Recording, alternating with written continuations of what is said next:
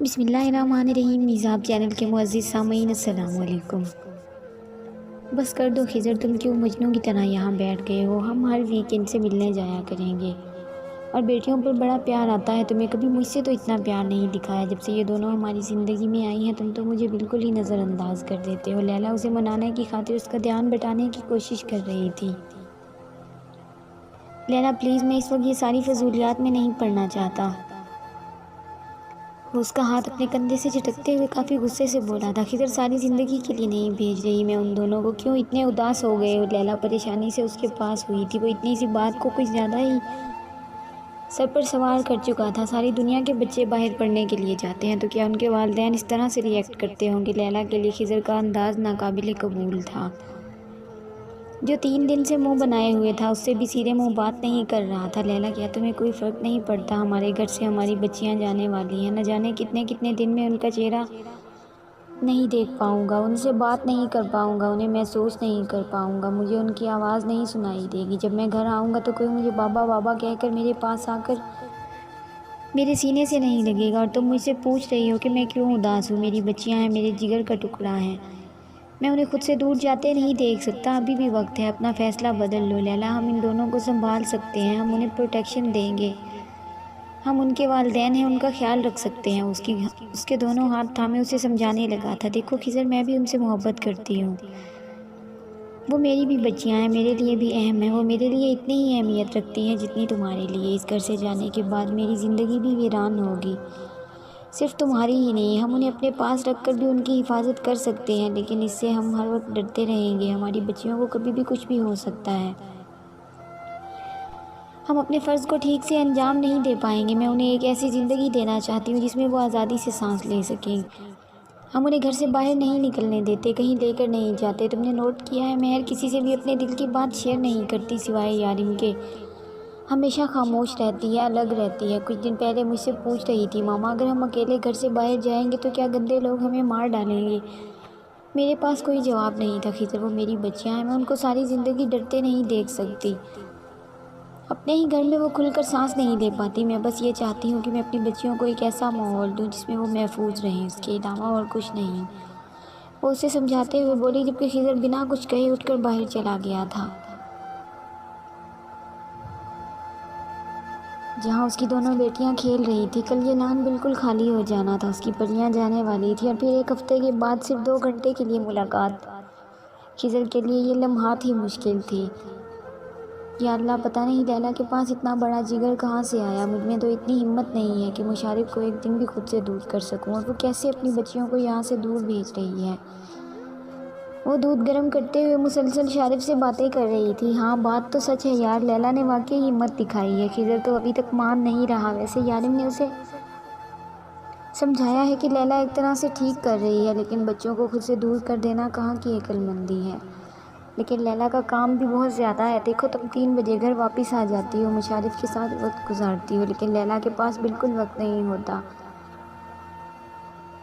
وہ دونوں تو اپنی بچیوں پر ٹھیک سے غور نہیں کر پاتے، ان کی پڑھائی بھی متاثر ہو رہی ہے، اور آج کل دشمنوں کی نظر بھی ہے خضر اور لیلا پہ۔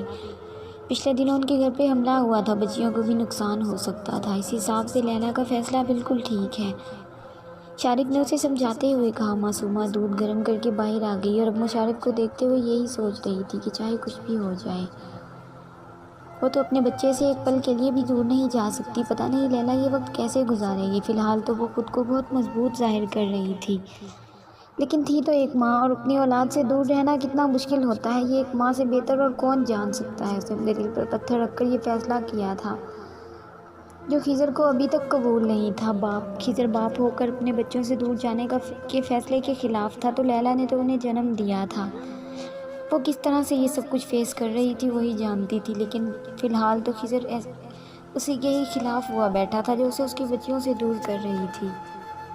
یارم کی آنکھ کھلی تو اس کے ساتھ بنا شرٹ کے الٹا سو رہا تھا۔ جب سے بڑا ہو رہا تھا اس نے یارم کی ساری عادتیں اپنائی ہوئی تھی، شرٹ پہن کر سونے کا تو سوال ہی پیدا نہیں ہوتا، اور اب تو صبح ہوتے ہی وہ ان کے پیچھے پیچھے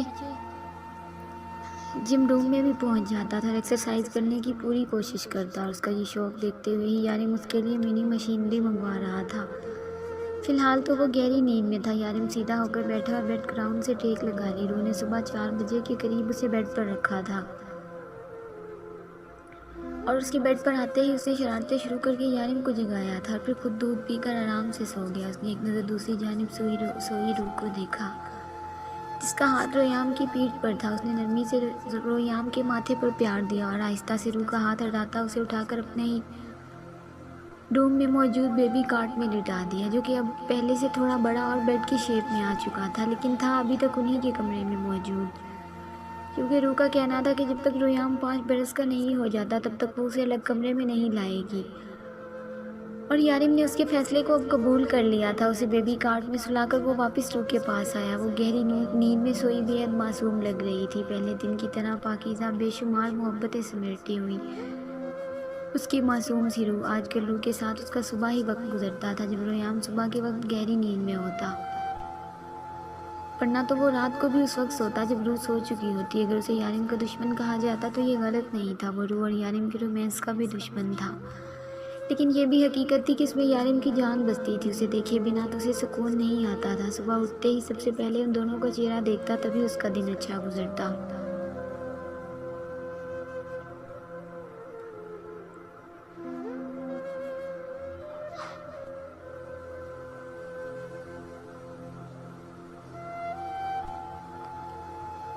یارم کے ساتھ شادی کے 7 سال بعد بھی یارم کی محبت میں کمی نہیں آئی تھی، بلکہ اس کی محبت کو اس نے ہر لمحے کے ساتھ بڑھتے ہوئے محسوس کیا تھا، اور اس کی محبت صرف اسی کے لیے تھی۔ اپنی آتی جاتی ہر سانس کے ساتھ یارم نے الگ انداز میں اسے بتایا تھا کہ وہ اس کی زندگی میں کتنی اہم ہے۔ پچھلے 7 سال سے محبتوں کو یہ سلسلہ رکا نہیں تھا، یارم کی بے پناہ محبتوں نے اسے نکھار دیا تھا، وہ اپنے آپ کو انمول سمجھتی تھی۔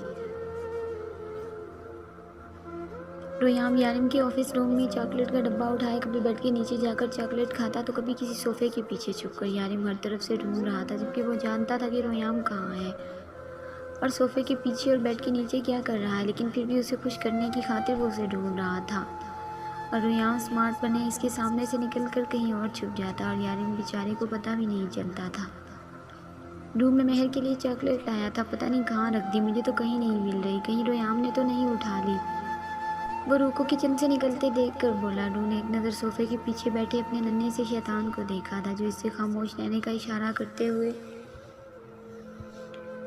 ایک چاکلیٹ بھی اپنے ننھے سے ہاتھ میں پکڑے لالک دینے میں مصروف تھا۔ روح اس کی لالک میں آ بھی چکی تھی۔ مجھے کیا پتا آپ نے کہاں رکھی ہے، اور ریحام تو باہر شونو کے ساتھ کھیل رہا ہے، آپ جا کر اپنے آفس روم میں ڈھونڈیں، وہیں ہوگی، وہ اسے ٹلنے والے انداز میں کہتی اسے آفس روم میں بھیج چکی تھی،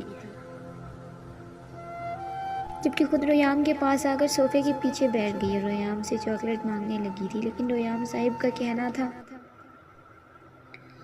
اچھے بچے چاکلیٹ نہیں کھاتے، دانت خراب ہو جاتے ہیں۔ اس کے اس جواب پر روح کا منہ کھل گیا تھا، جبکہ صوفے سے اوپر لٹکے ہوئے یارم ان دونوں کو دیکھتا ریحام کی بات پر کہکا لگا چکا۔ سیکھو میرے بیٹے سے کچھ، اسے پتا ہے کہ چاکلیٹ نہیں کھاتے، اسے دانت خراب ہو جاتے ہیں۔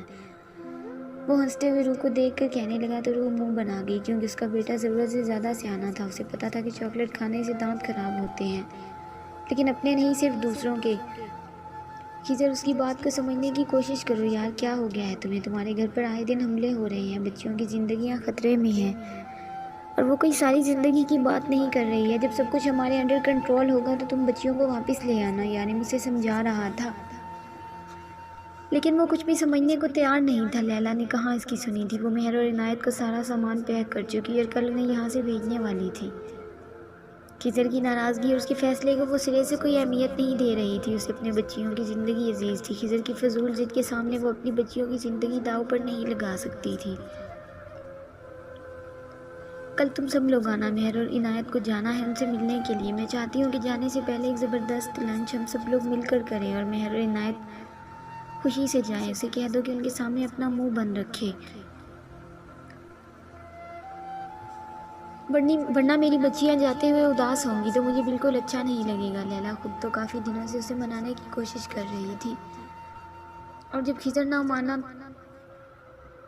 اس نے بھی کوشش کرنا چھوڑ دی تھی۔ لیلا فیصلہ تو کر ہی چکی تھی کہ بچیاں جائیں گی اور ضرور جائیں گی، اسی لیے وہ خضر کو زیادہ اہمیت نہیں دے رہی تھی، لیکن خضر کی اداسی سب لوگوں نے نوٹ کر لی۔ Dear crush I love you, میں آپ کو بہت مس کروں گی، مہر یارین کے گال پر پیار کرتے ہوئے اداسی سے بولی تو یارین مسکرا دیا تھا، اور ایسا پہلی بار ہوا تھا کہ رویام نے کوئی ری ایکشن نہ دیا بلکہ یارین کی گود میں آرام سے بیٹھا رہا۔ لیلا اور خضر کے جانے کے بعد بھی رویام نے کسی قسم کا کوئی واویلا نہیں مچایا تھا۔ خضر کی اداسی نے رو اور یارین دونوں کو پریشان کر دیا تھا، لیکن پھر بھی لیلا کا فیصلہ انہیں ٹھیک لگ رہا تھا۔ بابا ہم جانتے ہیں کہ ہمارے جانے کے بعد آپ ہمیں بہت مس کرو گے، لیکن آپ فکر نہ کریں، ہم روز رات کو آپ کے ڈیم میں آیا کریں گے، اور آپ سے خوب کھیلیں گے، باتیں بھی کریں گے اور بہت سارا پیار بھی۔ وہ دونوں اس کے دائیں بائیں بیٹھی اس سے باتیں کر رہی تھی، جبکہ لیلا ابھی تک ان دونوں کا ضروری سامان پیک کرنے میں مصروف تھی۔ بابا ہم آپ کو بہت مس کریں گے، مہر اس کے ساتھ لگی ہوئی تھی، جبکہ عنایت اس کے بالوں پر نہ جانے کون سا ڈیزائن بنانے میں مصروف تھی۔ ماما بابا کے بالوں میں روز چمپی کرنا، اگر میرے بابا کے بال خراب ہوئے تو میں چھوڑوں گی نہیں آپ کو۔ ہاں، اور بابا جب کام سے واپس آئیں گے تو انہیں حق بھی کرنا، ورنہ ہم دونوں جب واپس آئیں گے تو آپ کو ڈسٹ بن میں پھینک دیں گے، ویسے بھی آپ ہمارے کسی کام کی نہیں ہو۔ مہر خضر کی گود میں بیٹھتے ہوئے بولی تو لیلا اس کی باتوں پر اسے گھورتے ہوئے اس کے پاس آئی تھی۔ بس باپ سے پیار ہے تم لوگوں کو، میں تو تم لوگوں کی کچھ لگتی ہی نہیں ہوں۔ لیلا آنکھوں میں نمی لیے ناراضگی سے بیڈ پر بیٹھی تو ان دنوں میں خضر پہلی بار مسکرایا تھا اور ان دونوں کو لیلا کے پاس جانے کا اشارہ کیا۔ عنایت اور مہر اس کے دائیں بائیں بیٹھے اسے منانے کی کوشش کرنے لگی تھی۔ خضر ابھی آہستہ سے اٹھ کر اس کے سامنے آ گیا تھا۔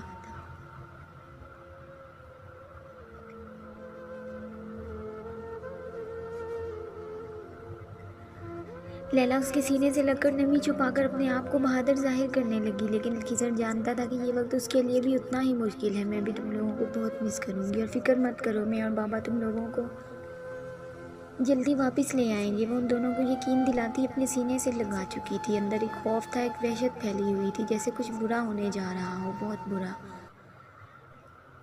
صبح سب لوگ آئے تھے انہیں گڈ بائی کہنے کے لیے۔ عنایت نے زبردستی رویام کو کس کیا کیونکہ وہ روح کے علاوہ کسی کا کس لینا پسند نہیں کرتا تھا۔ مہر نے یارین کے ہاتھ سے چاکلیٹ لیا جو وہ ہمیشہ اس کے لیے لاتا۔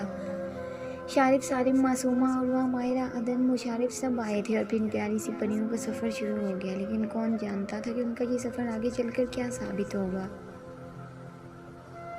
ان کی گاڑی گھر سے نکلے ہوئے آدھا گھنٹہ ہی ہوا تھا جب یارین کے موبائل پر ایک کال آئی تھی جس گاڑی میں مہر اور عنایت کو ہاسٹل بھیجا گیا تھا۔ رستے میں ہی وہ گاڑی بلاسٹ ہو گئی۔ مہر اور عنایت کی لاشوں کے اتنے ٹکڑے ہو چکے تھے کہ اب شاید ان کی لاشوں کو سمیٹ پانا بھی ناممکن تھا۔ وہ پریاں خاموشی سے دنیا چھوڑ چکی تھی، اپنی ماں اور باپ کی پریشانی ختم کر کے، ان کا گھر ہی نہیں زندگی بھی ویران کر کے۔ وہ سب لوگ اندر بیٹھے ہوئے تھے کہ خضر ابھی بھی پریشان تھا، لیلا کے چہرے پر بھی پریشانی تھی، اور یارین میں اتنی ہمت نہیں تھی کہ انہیں ان کی بیٹیوں کی موت کی خبر سنا پاتا۔ جاری ہے دوستوں اگر آپ کو ویڈیو پسند آئے تو اسے لائک اور اپنے دوستوں کے ساتھ شیئر لازمی کریں، اور اگر آپ میرے چینل پر نئے ہیں تو چینل کو سبسکرائب کریں اور ساتھ میں لگے گھنٹی کے بٹن کو ضرور دبائیں تاکہ ہر نئی ویڈیو کا نوٹیفیکیشن آپ دوستوں تک سب سے پہلے پہنچ سکے۔ ملتے ہیں نیکسٹ ایپیسوڈ میں، تب تک کے لیے اپنا خیال رکھیں اور دعاؤں میں یاد رکھیں۔ اللہ حافظ۔